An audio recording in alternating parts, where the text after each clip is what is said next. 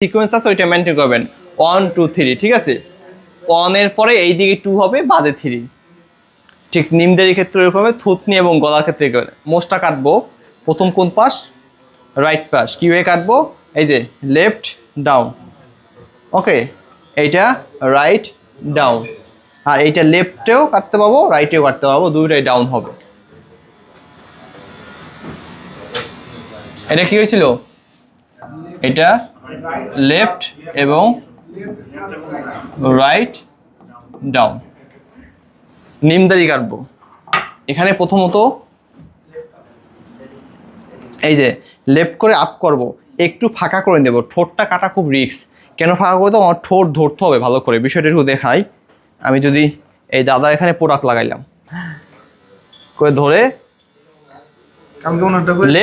left up করলাম তারপর এই যে ধরার আমার জায়গা হয়েছে রাইট ডাউন দেবো অনেকের থাকে উল্টো থাকে তখন এই যে আপ দিব বিষয় কি বুঝতে পারছেন বোঝেন না কেউই